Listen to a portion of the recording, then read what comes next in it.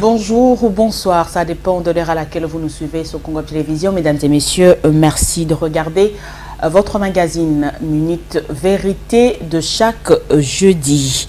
Fierté Dinanga est notre invité de ce soir.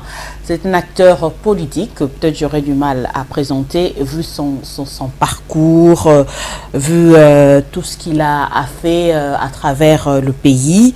Eh bien, je vais laisser M. Dinanga se présenter. Bonsoir et merci de participer à notre magazine de ce soir. Bonsoir, madame.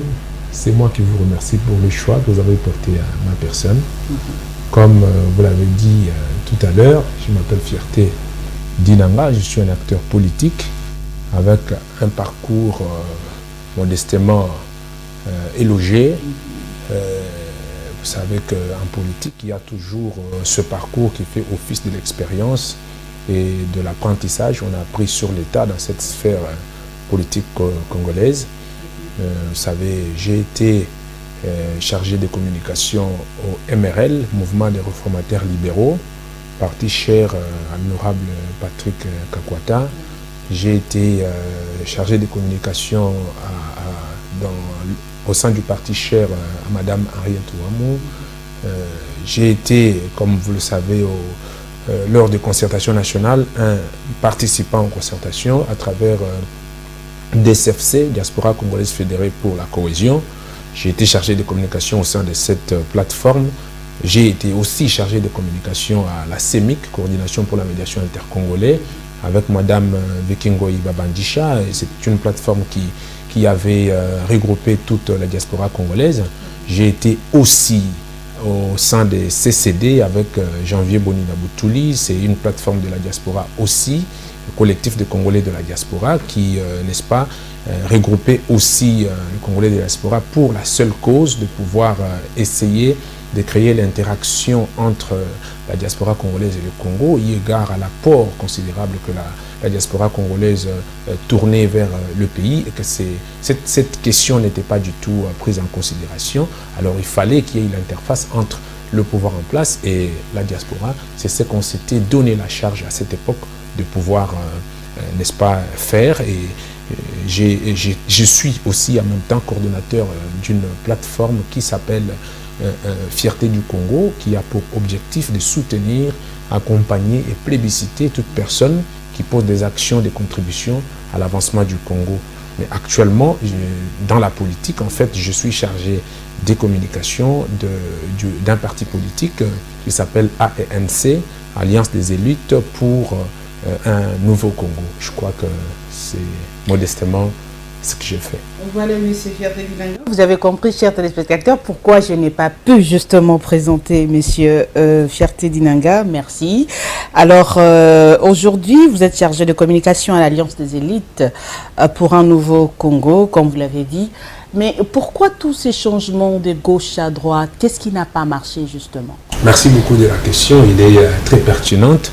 Allez-y comprendre que la vie est une suite de tentatives qui se soldent par des échecs, mais aussi par la réussite. Ça veut dire que l'enfant naît de 0 à 10 ans, de 0 à 50 ans, il y a un parcours, il y a une expérience, il y a aussi lieu de se positionner. Quand on voit où ça ne marche pas, où ça marche, on essaye de se positionner pour assurer sa survivance, mais surtout pour nous les politiciens. Moi, personnellement, je suis sous le principe du bien-être universel, qui est le principe de servir les autres. Alors, si je suis dans un cadre politique qui ne me permet pas de m'exprimer pour faire mon devoir, qui est seul de servir les autres, donc je suis obligé de changer les fusils d'épaule, parce que vous savez que les partis politiques au Congo est caricaturalement défini par les incohérences, les incertitudes, et parce que les grands esprits sont appelés à pouvoir aller sur des questions qui vont dans le sens du développement. Et donc quand on regarde, on se sent que nous ne sommes pas bien cadrés, bien positionnés. On cherche comment se réunir avec des personnes avec lesquelles nous avons une même vision, une même façon de voir les choses pour pouvoir essayer de booster et changer les choses. Mais souvent, ces changements s'opèrent peut-être par question de positionnement, comme vous l'avez dit, question d'argent, des considérations. Ce n'est pas le cas pour M. Dinanga? Non, vous savez, j'ai beaucoup de respect parce qu'on dit que hommes de valeur sont ceux qui ont le profond respect pour le passé. J'ai beaucoup de respect pour mon parcours avec toutes les personnes avec lesquelles nous avons eu à collaborer politiquement ou sociétalement. J'ai beaucoup de respect. Interrogez, vous êtes journaliste d'investigation, on vous dira que je suis sorti partout où je suis tête haute. Pourquoi? Parce que je sais que la gestion des relations humaines est un apanage des humains, parce que vous savez, c'est un domaine très compliqué. Gérer la masse, gérer la foule, gérer des relations, ce n'est pas facile. Alors les petits esprits parfois arrivent à ne pas gérer cela, et ce qui crée une dislocation. Alors quand il y a des grands esprits qui arrivent à gérer, raison pour laquelle vous avez vu la pérennisation de certains partis politiques comme l'UDPS et tant d'autres, parce qu'il y a des grands esprits, il y a des personnes qui se comprennent et qui essayent de pouvoir projeter sur ce qui nous unit. Alors, je ne fais pas partie des petites gens. Je crois que quand ça ne va pas, une grande personnalité, un grand esprit a toujours l'optique de la démission, chose qui n'est pas congolaise. Lorsqu'on fait quelque chose qui ne t'arrange pas, je ne suis pas de lèche-botte, je suis quelqu'un qui sait comment m'assumer, et donc s'il faut démissionner, il faut démissionner, mais bel et bien avec justification.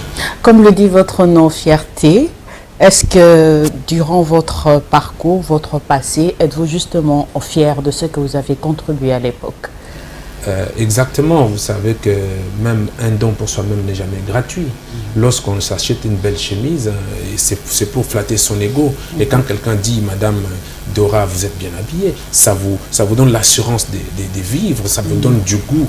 Donc c'est ça, ça veut dire que dans tout ce qu'on fait, on a toujours trois doigts qui reviennent vers soi pour s'interroger. Ce que tu fais, quels sont les répondants? Donc mes trois doigts me donnent toujours du fil à retordre. Je sais que je ne suis pas encore arrivé à ma fierté. Je suis encore sur le chemin, en train de continuer. Le moment venu, je vous dirai que madame, je suis fier de mon parcours et que ce que j'ai pu faire me satisfait. Mais jusque-là, je suis insatisfait par rapport à tout mon parcours. Merci, Monsieur Fierté Dinanga. Vous êtes également candidat, député national à la FUNA. Dites-nous un peu aujourd'hui, qu'est-ce que vous a rassuré de postuler? Qu'est-ce qui vous a motivé en fait? Quelles sont vos ambitions? Merci beaucoup. Qu'est-ce qui m'a rassuré? C'est d'abord le dévouement et l'engagement, eu égard à mes principes et à la sphère dans laquelle je suis en train d'évoluer. Je suis politicien. Je suis né comme ça. Je suis un père politicien qui a été plusieurs fois maire de la ville, dans la province, plusieurs fois gouverneur à d'intérim et tout. Je suis d'une famille de politiques. Tout enfant a pour bon métier que celui de son père. Et donc, moi, je suis politicien. Ce qui m'a poussé, c'est d'abord l'engagement et un dévouement. Et aussi l'aperçu sur l'essence du non-développement de la République par les personnes qui sont dans les manettes, pour lesquelles nous avons donné tout espoir pour pouvoir essayer de changer les choses. Madame, vous savez que lorsque vous savez que le Congo est un apanage de tous, il faut toujours y contribuer pour répondre à la question de Martin Luther King, de savoir, il ne faut pas demander que l'Amérique fasse quelque chose pour vous, plutôt qu'est-ce que vous pouvez faire pour l'Amérique, et donc qu'est-ce que Fierté Dinanga peut faire pour le Congo. Et pour mieux le faire, c'est dans un cadre des légiférateurs. Je me suis dit, je ne peux pas faire à l'accoutumée, comme tout le monde le font. Je vais aller au sein des hémicycles. C'est un lieu où il faut s'exprimer pour pouvoir orienter, voter les lois, bloquer les lois et faire les choses qui vont dans le sens du développement de la République démocratique du Congo. Et ma motivation, pour finir la question, c'est la précarité qui ronge la classe politique congolaise, c'est la malléabilité, c'est la chosification des grands esprits de ce pays et les non prises en charge des grands hommes politiques pour lesquels le peuple congolais a beaucoup d'espoir et beaucoup de confiance, et cet espoir est brisé. Il faut qu'il y ait de nouvelles donnes, de nouvelles aspirations, de nouvelles idées pour pouvoir essayer de changer les choses, et c'est ça le but de ma motivation et de mon engagement. Aujourd'hui, M. Dinanga, quelle est votre référence en politique aujourd'hui? Est-ce que vous avez un modèle, par exemple, que vous voulez suivre comme exemple aujourd'hui? Merci beaucoup. Je me répète pour dire que les grands hommes de valeur sont ceux qui ont un profond respect pour le passé. Nous ne pouvons pas ici mélanger des questions, mais d'aucuns ignorent que les seuls modèles au Congo, des grands politiciens, des grands esprits, des personnes qui pensent que le Congo peut changer, s'appelle Étienne Tshisekedi Lumumba, qui est mort dans son système cartésien, qui n'a pas pataugé de gauche à droite. Vous savez, la mémoire de cet homme doit être indélibilisée dans les têtes des grands politiciens, des grands esprits. Il est mort tout cartésien, il est resté sous sa position avec sa lutte pour les devenirs et les bons sens et la prise en charge du peuple congolais. Je dirais que le modèle de fierté du Namba, c'est Étienne Tshisekedi. Aujourd'hui, vous faites partie de l'Alliance des élites pour un nouveau Congo. Est-ce que pourriez-vous nous dire dans quelle tendance nous sommes? Position, centre, société civile, expliquez-nous un peu majorité, ou avez-vous des alliances avec d'autres plateformes? Merci beaucoup Madame de la question, c'est une question très pertinente. Vous savez, aujourd'hui la lutte politique au Congo, c'est une lutte de positionnement et les gens ne se positionnent pas pour l'avenir du Congo, ils se positionnent pour remplir leurs poches et nous ne sommes pas de cette façon de voir les choses. Notre parti politique, ANC, Alliance des élites pour un nouveau Congo, je ne vais pas ici vous répondre que nous sommes au centre, nous sommes à gauche, nous sommes à la majorité ou quoi que ce soit, mais je vous définis, je crois que ça va éclairer la lanterne de la population qui nous suit. Nous sommes ANC, Alliance des élites pour un nouveau Congo. Nous nous définissons comme un cadre d'échange, de réflexion, de discussions et de propositions. Nous échangeons, nous discutons, nous réfléchissons sur la situation du Congo et nous proposons. Et c'est la chose qui a manqué d'antan la classe politique congolaise. Elle est une classe qui fustige toujours, mais qui n'a pas de propositions. Alors, parce qu'il faut une nouvelle donne pour essayer de changer les choses. Je crois que vous êtes journaliste d'investigation, vous me comprenez très bien et la population nous comprenne. Nous ne sommes pas de la majorité, nous ne sommes pas de l'opposition, oui, parce que l'opposition est actuellement caricaturée sur certaines bases, sur certaines réalités, certaines sphères, mais nous sommes un cadre d'échange, de discussion, de réflexion et de propositions. Nous sommes dans une plateforme, bien sûr, AAP, Amour, Avenir et Paix. C'est une plateforme des églises. C'est là où nous sommes, la plateforme avec laquelle nous sommes partis aux élections. Merci M. Fierté Linanga, on va revenir sur vous tout à l'heure. Parlons autre chose à présent, actualité, retrait Joseph Kabila Kabange de la course présidentielle. Est-ce une surprise pour vous? Bon, écoutez, bon gré mal gré, c'est une réalité. On s'attendait que, au-delà de son entêtement, au-delà de ses projections, la voix du peuple, c'est celle de Dieu. Et le peuple, quand je dis entre guillemets, je vois l'interne et l'externe. L'article 63 de la Constitution de notre République, vous savez qu'il donne certains devoirs, certains droits ou devoirs à la population congolaise de pouvoir s'opposer à une menace interne ou externe. Vous êtes sans ignorer que M. Joseph Kabila, le président du Congo, représentait déjà une menace pour le Congolais et que voilà, il fallait qu'il comprenne que oui, l'inamovibilité n'est pas l'option pour des grands esprits. Je venais de le dire tout à l'heure. L'inamovibilité n'est pas l'option pour des grands esprits. Ce n'est pas du tout une surprise, c'était une lutte qui a répondu. Moi, j'ai dit bravo à la population congolaise parce que la lutte est encore en train de continuer. Et j'ai dit à Joseph Kabila, merci pour ce qu'il a fait. Il a montré la grandeur de l'esprit. Moi, je dirais plutôt que si je faisais partie de ses conseillers, je lui dirais bravo, tu peux rester en consultant parce que le Congo a besoin de ton expérience. Tu as fait plus de 18 ans, c'est quand même une expérience. Tu peux être consultant, on peut te consulter en Afrique et partout ailleurs. Pourquoi pas ne pas avoir un président, un ex-président en vie. Donc, bravo à Joseph Kabila pour cette ouverture de l'esprit et que tous les professeurs d'université qui l'entourent et qui l'entêtent parfois, nous leur disons, au lieu d'entourer Joseph Kabila et de l'entêter, il faut aller donner cours aux universités parce que l'éducation est en train de tomber en République. Vous avez abandonné l'éducation pour aller entêter quelqu'un qui a le bon sens de pouvoir essayer de se retirer et puis rester quand même dans la consultation pour les questions liées à la classe politique. Vous savez, Joseph Kabila a organisé des élections ici en 2006, en 2011, il a cette expérience. Je crois qu'il peut tout de même rester à côté pour que lorsqu'il va s'agir des questions liées à l'organisation des élections, que nous puissions bel et bien le contacter, discuter avec lui, qu'il nous donne son expérience. C'est une très bonne chose. Et son retrait n'est pas du tout une surprise pour Fierté d'Inanga et pour les grands esprits. C'est juste que la lutte a payé, la pression interne et externe a pesé sur lui parce qu'il n'est pas le seul Congolais pour pouvoir prendre tout le pays en otage. Donc je vous vois très souriant, M. Dinanga, c'est-à-dire que vous êtes d'accord avec ce retrait, donc vous voulez dire que vous êtes d'avis que c'est une avancée démocratique aujourd'hui. Exactement, exactement. La démocratie est une lutte.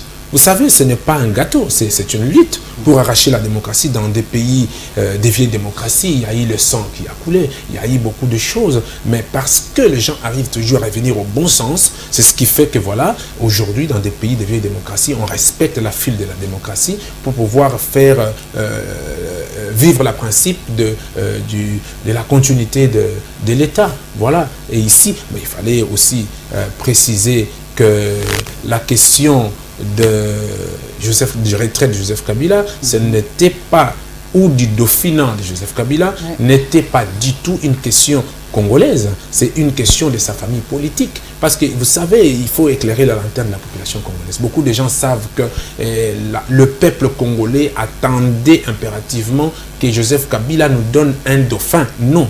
Le peuple congolais attendait plutôt que Joseph Kabila organise des élections et qu'il démissionne, qu'il parte parce qu'il a déjà fini le cours de son mandat. Et qu'il nous donne un dauphin ou pas, c'était une cuisine interne.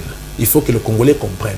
Parce qu'il y a beaucoup de gens qui se trompent que Emmanuel Shadari, dauphin, ipso facto, il est devenu président de la République. Non, c'est du n'importe quoi. Il est dans sa famille politique, c'est une gloire pour sa famille politique et une guerre pour sa famille politique. Comme il a remporté tout en étant dauphin de Joseph Kabila, ils doivent s'en réjouir, se réjouir en fait dans leur famille politique et laisser le peuple congolais hors ça. Le peuple congolais s'organise tout en interpellant l'opposition, que l'opposition sort un candidat unique pour pouvoir, n'est-ce pas, un candidat commun, je voulais dire, pour pouvoir essayer de confronter les deux partis. Et c'est l'élection qui va bien sanctionner les dauphinats de Joseph Kabila. C'est le problème de Kabila et sa famille politique.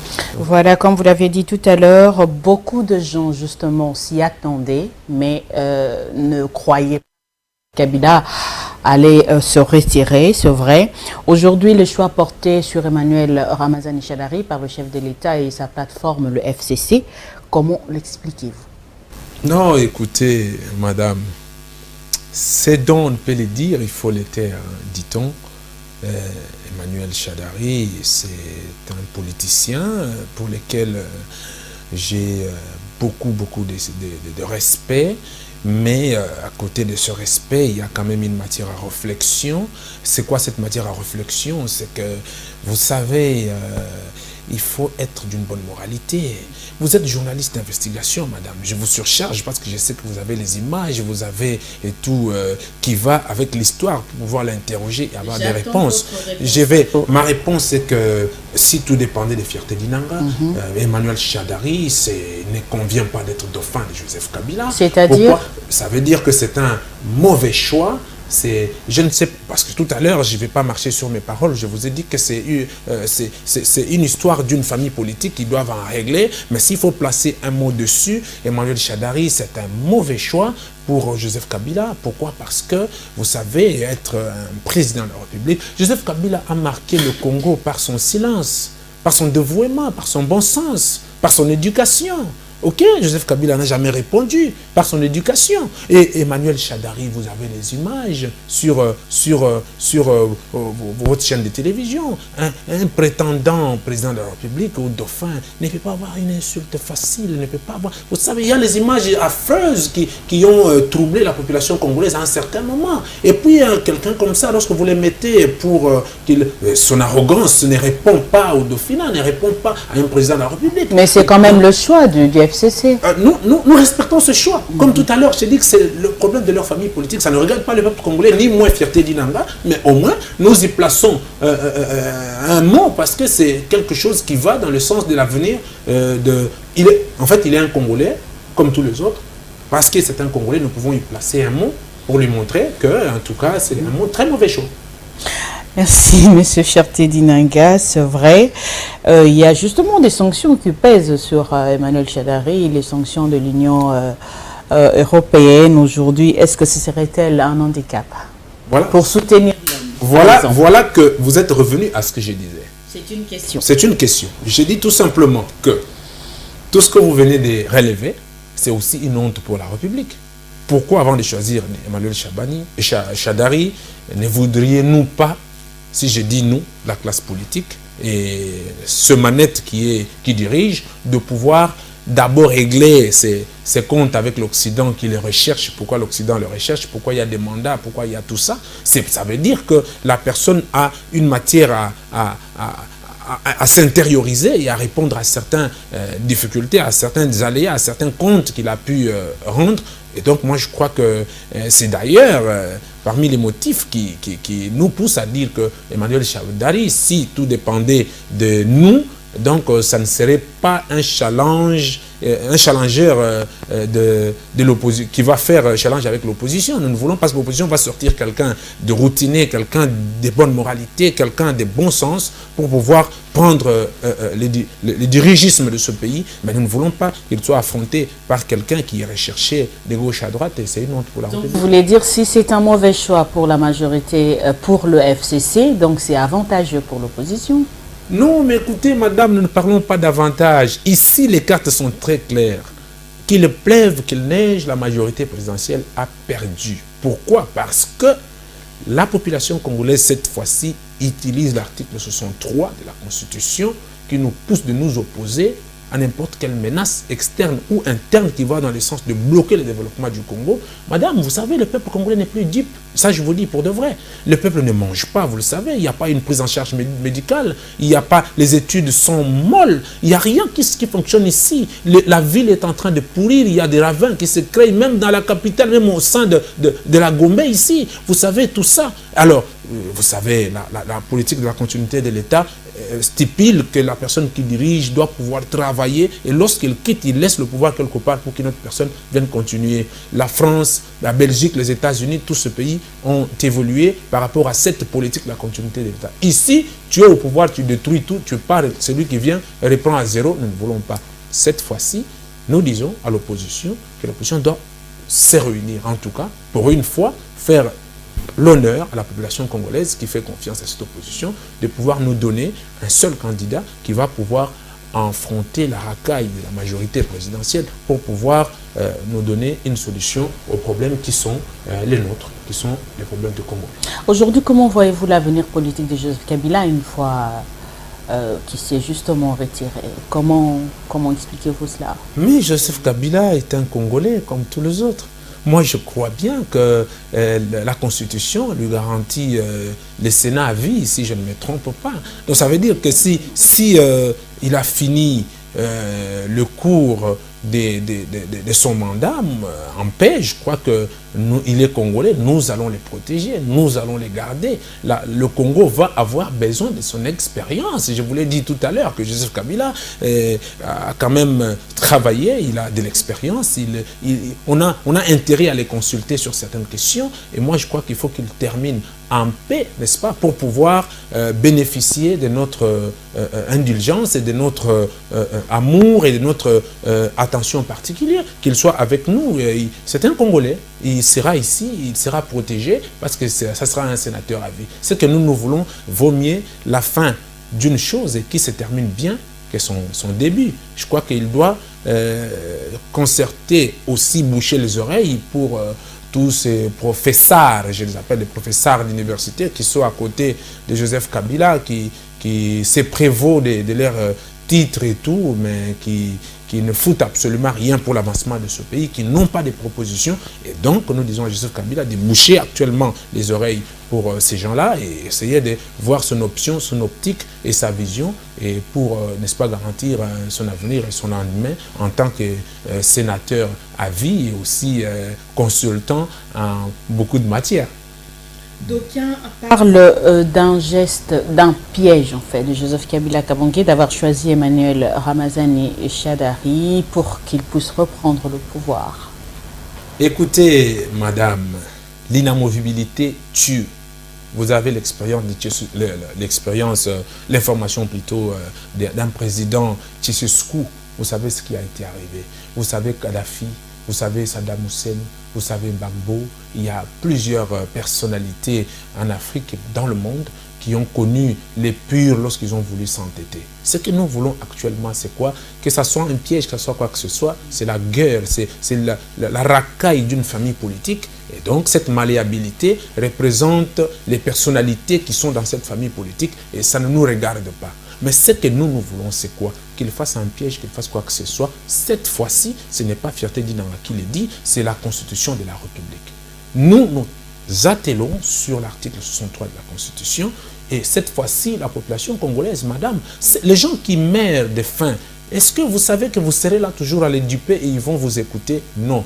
Je compte sur le bon sens de Joseph Kabila. Je crois que le fait qu'il ait choisi un dauphin, c'est en âme et conscience et qu'il sait qu'il n'a pas la force de s'opposer à la population congolaise, ni au monde entier. Donc ça veut dire qu'il a compris qu'il a déjà fait un temps et qu'il y a lieu qu'il dépose, qu'il rend l'établier. Il doit le rendre en bonne et due forme pour qu'il soit protégé et qu'il reste un sénateur à vie, ce que prévoit la Constitution de la République. Parlons des élections, Monsieur Fierté Dinanga. Aujourd'hui, Corneille Nangaa confirme le rendez-vous pour le 23 décembre 2018. 25 candidats à la présidentielle, mais une faible représentativité de la femme, comme toujours. Est-ce que, au sein de l'Alliance des élites, vous soutenez une candidature quelconque? Expliquez-nous un peu. Bon, merci beaucoup de la question. Je crois qu'une faible représentativité de la femme, là n'est pas une question parce que vous savez que la vie est une compétitivité. La femme, tout le jour, on dit que la femme doit se prendre en charge. On ne peut pas prendre des gâteaux, mettre dans la bouche de la femme. Elle doit compétir comme les hommes parce que nous faisons tous les mêmes études. Ça n'est pas du tout une question. C'est par manque de volonté que les femmes ne se sont pas représentées. Mais la question est de savoir est-ce que la population congolaise et les femmes congolaises seraient ou seront capables de voter une candidature féminine, parce que nous avons vu par exemple Marie-Josée Ifoko qui est une dame de fer, une dame très engagée, qui est aussi candidate à la présidence de la République. Et puis parce que nous voulons qu'il y ait des nouvelles donnes, qu'il y ait des nouvelles aspirations et une nouvelle méthodologie, des fonctionnalités par rapport aux institutions de la République et à l'avenir du Congo, moi je pense que le peuple congolais devra aussi regarder et voir qu'il y a une femme, les checker, l'étudier, la comprendre, et s'il faut jeter son dévolu sur cette femme-là, eh ben, j'appelle à la population congolaise de ne pas seulement regarder les hommes, voir aussi qu'il y a des femmes capables qui peuvent pouvoir nous amener quelque chose de bien. Et de surcroît, la femme est une mère. C'est la procréation, c'est la femme qui donne la vie, ok? Et donc, vous savez, si la femme est présidente de cette république, je crois qu'elle pourra aussi essayer de donner le meilleur d'elle-même, et peut-être que les choses peuvent changer. Alors, la candidature féminine, moi je suis féministe, je suis né par une femme, j'aime la femme, et je dis oui, si réellement elle a la méritocratie, je crois que la population congolaise devra checker sur cette femme pour voir qu'est-ce qui l'a motivé pour être candidate à la présidence de la République, quel est son plan d'action, quel est son projet de société, pourquoi et quand et comment. Je crois qu'une fois qu'elle ait répondu à toutes ces questions, je pense que si elle n'est pas moins que tout le Congolais, elle est Congolais comme tous les Aujourd'hui, M. Dinanga, tous les moyens sont réunis pour l'organisation des élections par la Commission électorale nationale indépendante, c'est d'ailleurs visible. Alors, comment expliquez-vous aujourd'hui la problématique de la machine à voter, le problème de consensus, des crispations politiques qui persistent aujourd'hui, mais le politique où la population doit aller aux élections dans ces conditions, dans ce climat? Merci beaucoup, madame. Je crois que le bon sens voudrait que la majorité, Joseph Kabila et son camp, puissent décrisper la situation politique. Il y a eu les assises qui ont donné des données qu'il fallait respecter par rapport à la décrispation politique. Et cette chose n'est pas du tout respectée jusqu'à ce jour. Je crois, je ne sais pas ce qu'est EUVEL sur ça. Mais par rapport à la machine à voter, madame, je crois que la machine à voter a été rejetée par tous. Par tous. Pourquoi? Parce que les gens présument ou pressentent... Quand vous dites tous, même au sein de l'Alliance des élites. Je continue, madame. Je réponds à votre question. La machine à voter a été contestée par tous. Pourquoi? Parce que nous avons remarqué, nous, la population congolaise, a remarqué qu'il y a des méthodes à frauder dans cette machine. Il y a des choses qui ne marchent pas et donc il faut la rejeter. Le bon sens voudrait que Corneille Nangaa comprenne que voilà, la population congolaise n'est pas pour atterrir en paix. Il faut pouvoir élaguer cette question de la machine de vote. Et aussi, le vote manuel n'est pas du tout antidaté. Il y a des pays qui ont fonctionné avec le vote manuel. Je ne pense pas que ça soit un problème. Il faut tout simplement mettre le dévouement et la présence pour pouvoir faire des choses bien. Je crois que la charge de la population congolaise actuellement, de la décrispation, de la difficulté, des malheurs, du bonheur qui pourra tomber sur la tête des Congolais, repose sur la tête de Corneille Nangaa. Et nous disons qu'ils comprennent et qu'ils voient l'affaire de Malou Malou, qu'ils voient Moïse Mulunda, qu'ils consultent ceux qui sont vivants et qu'ils consultent aussi la mémoire de ceux qui sont décédés par rapport à tout ça. Et qu'ils comprennent, qu'ils voient qu'il a une lourde charge, il n'a pas droit à l'erreur. Mais au moins les élections auront quand même lieu. Les élections auront lieu. Pourquoi? Parce que la population congolaise actuellement se base sur l'organisation des élections. Nous avons tous un œil porté sur la machine, cet ensemble de l'organisation des élections pour pouvoir nous organiser les élections à la date prévue pour éviter que nous descendions en cascade. Aujourd'hui, face à la presse, le président de la CENI dit n'avoir pas besoin de la contribution de la communauté internationale par rapport au financement des élections qui seront justement financées totalement par l'État congolais. Vous pensez que ce serait possible? C'est impossible.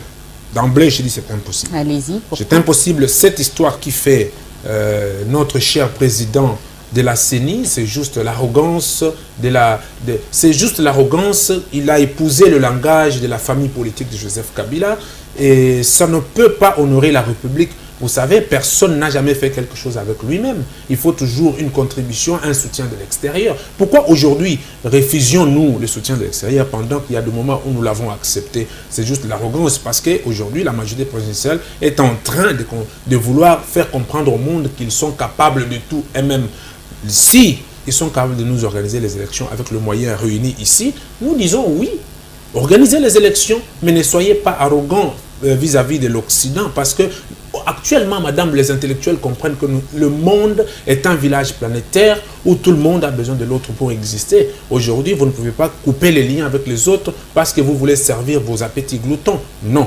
Donc ce serait mettre le processus électoral en danger. En danger. Ça, c'est, voilà, si ils présument qu'ils peuvent organiser les élections avec le moyen de l'interne, alors prouvez à la face du monde que vous avez ce moyen-là, au lieu de jeter l'opprobre sur l'Occident ou de vouloir des accrochages inutiles. Taisez-vous, quand dire c'est faire. Travaillez, au lieu de beaucoup parler, si vous avez ce moyen-là, organisez les élections. Alors, parce qu'au-delà de la machine diligente, il y a aussi les relations humaines, les Congolais qui voyagent, qui partent de gauche à droite pour leurs histoires privées, pour les commerces et tout. Alors, vous ne pouvez pas, pour une affaire politique, aussi empiéter sur les relations interactives entre les pays. Nous voulons que cette histoire soit très très bien traitée pour pouvoir permettre aux Congolais de vivre en paix, doucement, comme tous les jours. Mais ce que moi je voulais très bien, c'est que M. le Corneille Nangaa comprenne que ben voilà, la vie actuelle de Congolais repose sur sa tête si jamais il amenait le processus électoral au bon port. Nous allons descendre en douceur et que le Congo les remerciera. Il rentrera aussi dans les annales des consultants parce que nous aurons toujours besoin des personnes qui ont bien travaillé pour pouvoir leur poser des questions détaillées. Le Congo est notre pays, un avenir meilleur pour ce Congo est l'apanage de tout le monde. Nous voudrons bien que tout se passe bien parce que Joseph Kabila a déjà montré la volonté de pouvoir se retirer et être sénateur à vie. C'est une très bonne chose. Il a montré la grandeur de l'esprit. Je disais aux gens que ces messieurs que vous voyez tout calme, il a le bon sens, il est plein de moralité. Je crois qu'il y aura un moment, lorsqu'il va fermer les oreilles vis-à-vis de ce qui l'entoure, qui l'entête, il prendra une décision qui pourra faire avancer les choses. Kabila reste un modèle pour ce Congo et après ces élections, je crois qu'il sera toujours consulté. Les gens pourront justement le consulter comme vous le dites. Je pense que nous sommes presque arrivés à la fin de notre magazine de ce soir. Une toute dernière petite question. Je le rappelle, vous êtes candidat à député national. Aujourd'hui, dites-nous quelles sont les stratégies que vous mettez en place justement pour rafler le siège aujourd'hui, pour réussir ces élections et en bref, un message à la population par rapport à votre vision ou un projet de société. Merci beaucoup, madame. Moi, je crois que je serai très différent de beaucoup de gens. D'entrée des jeux, Fierté d'Inanga n'a pas l'argent à donner pour sa campagne aux gens qui l'approcheront ou aux gens qui l'approcheraient, mais Fierté d'Inanga a une vision. Fierté d'Inanga vient discuter avec la population pour gréver l'abcès sur le désidérata qui ronge la population congolaise et aussi montrer à cette dite population c'est quoi le vrai rôle d'un député, qu'est-ce qu'un député doit faire au sein des hémicycles et que le rôle d'un député, ce n'est pas de construire le pont. Le rôle d'un député, ce n'est pas de venir mentir la population. Le rôle d'un député, ce n'est pas de donner des dons dans des hôpitaux parce que la prise en charge médicale est un apanage du gouvernement. Fierté d'Inanga sera au Parlement qui est pour bloquer les lois, bloquer ce qui va dans le sens de détruire le Congo, voter ce qui va dans le sens de construire le Congo avec un esprit positif, avec un dévouement et un engagement patriotique pour l'avenir de ce Congo. Mais, Fierté d'Inanga, si, parce que nous ne sommes pas au moment de campagne, mais je ferai la proximité pour pouvoir discuter des bouches à l'oreille avec ce qui m'entendrait, ce qui m'écouterait, ce qui me donnerait leur chance pour pouvoir le représenter au moins avec une nouvelle énergie, une nouvelle donne, une nouvelle aspiration au sein des hémicycles. C'est tout le monde qui le dit aujourd'hui. Une fois au Parlement, c'est une autre... Mais madame, je vous dis que la vie est une suite de tentatives qui se soldent par des échecs, mais aussi par des réussites. Si Dora a échoué, Fierté d'Inanga n'échouera pas. Si Dora a menti, Fierté d'Inanga ne mentira pas. Si Dora a corrompu, Fierté d'Inanga ne va pas corrompre. Vous savez, interrogez l'histoire, mon ami Serge Ouello au Magnondo vous dira, on a évolué ensemble, il sait même dans des petites choses, Fierté d'Inanga et comment, mais je ne suis pas en train de me justifier ici, mais je dirais tout simplement que la population congolaise nous donne sa confiance, tout founant, nous demandons au moins une fois qu'il fasse confiance à quelqu'un qui vient pour pouvoir essayer de proposer ce qu'il a de meilleur par rapport à ce grand pays et à l'avenir de notre grand Congo qui reste notre apanage et qui reste notre don que Dieu nous a donné. Nous devons tous nous mettre ensemble pour pouvoir militer pour son devenir et son avenir. Merci Monsieur Fierté d'Inanga. Je rappelle que vous êtes chargé de communication à l'Alliance des élites pour un nouveau Congo. Merci d'avoir participé à notre magazine Minute Vérité sur Congo Télévision. J'espère que ce ne serait pas la dernière fois. C'est moi qui vous remercie. Je signale que ici je suis chez moi. À tout moment, je répondrai toujours à votre invitation. Merci beaucoup. Suivez-nous sur Congo Télévision chaque jeudi à partir de 22h, heure de Kinshasa, et chaque mardi à 13h pour la rediffusion. Merci de votre fidélité. À très bientôt.